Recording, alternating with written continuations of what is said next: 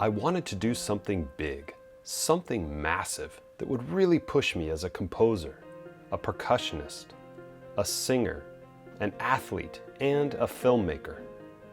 I had premiered many pieces of music in my career, but never as many as 30 in 1 month. And I had completed scores of bikepacking adventures, but I had never ridden 2,500 miles across the United States. The Sonic Divide is one large-scale performance art piece that brings together creative music, ultra-distance mountain biking, and film.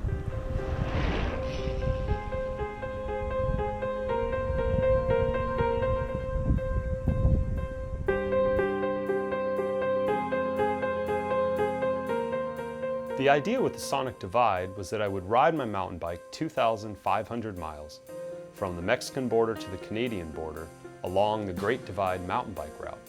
And that route crosses the Continental Divide 30 times. So I commissioned 30 composers, each of whom wrote a piece that I would perform at specific divide crossings. And when I got there, I would put my bike down, I would set up some audio and video recording devices, I would perform the piece and record it, and then get on my bike and keep going.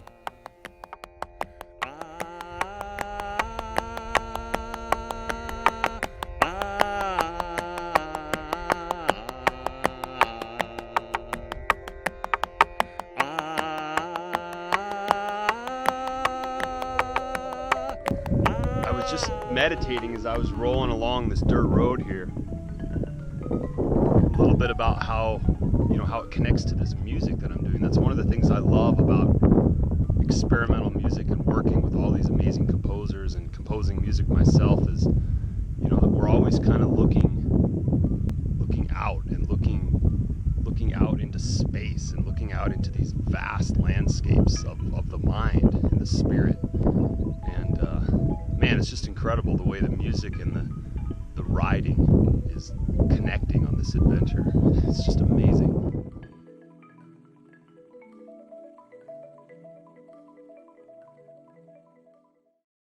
One of the things that is so important about this trip is maybe Payton won't be performing for people, but performing for trees and animals and other life forms. And I think all life forms respond to vibrations. And that, of course, is what a musician deals with, is vibrations. The Great Divide mountain bike route is relentlessly difficult, and early on I nearly quit. It was only my second day and I was about 40 miles south of Silver City, New Mexico. The heat was getting to me and I started feeling dizzy and nauseous.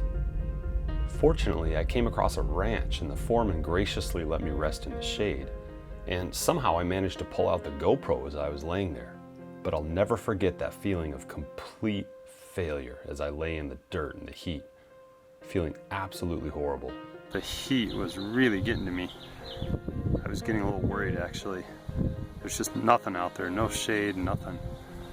And it's got to be at least 95 degrees today. So I'm actually going to stay here for a few hours and just kind of recover and then head out when it hopefully starts cooling down a little bit. So that's the story. Getting my butt kicked here.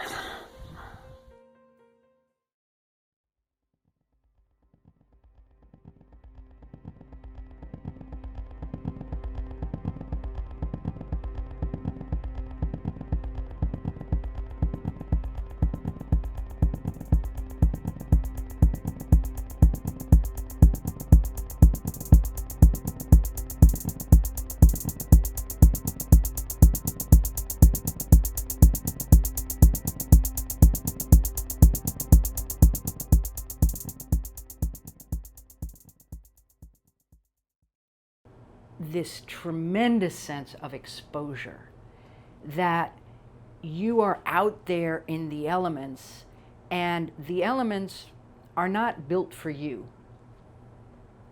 They're not made for you as a human being. And so you're sort of on your own and you're there at the willingness of luck and fate to not kill you.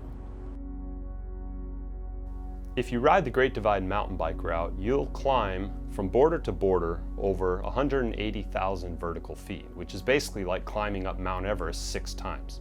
So you spend a lot of time climbing, and some of those climbs are as long as 25 miles. When you're out there doing that, you're climbing up a hill, I mean, what's going through your mind?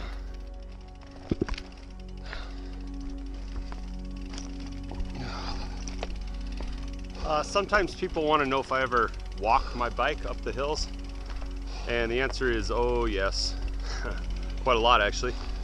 You're pedaling and really having to barely maintain your balance on the bike at 4 miles an hour, when you can get off and very wisely stretch out a lot of the long muscles in the body. So we get off on the steepest of the hills.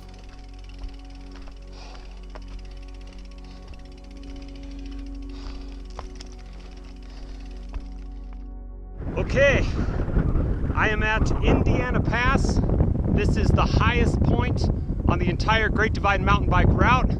This is one of the fun things about this ride, is you work so hard for hours and hours to get to the top of these summits. And then you check and make sure everything on the bike is tightened and battened down, and then you drop in and let it rip.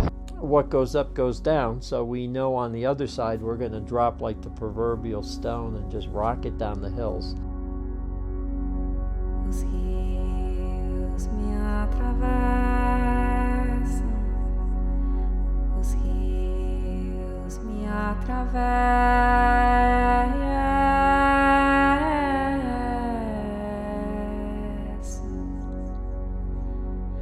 e a cevada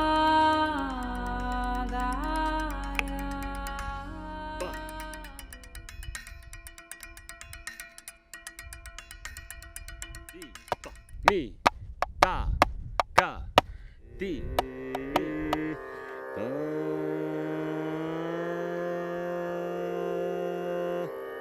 da.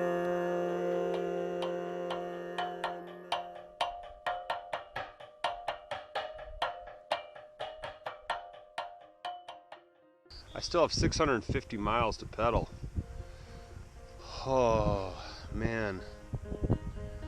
This is not an easy project.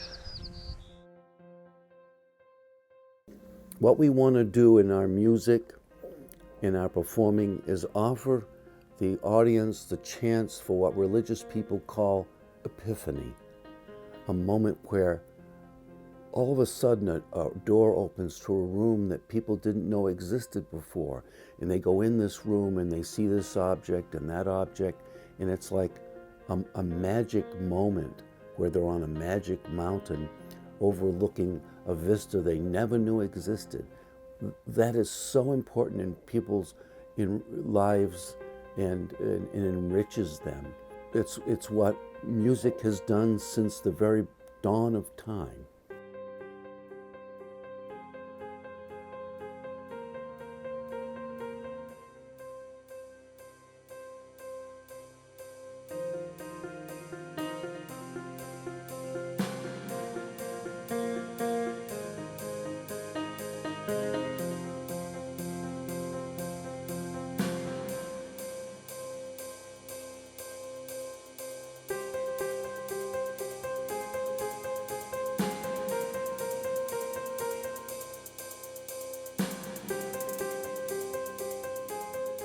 Well, I made it. I didn't expect to be so emotional, but it all just kind of came out in a flood. Woo! It's amazing.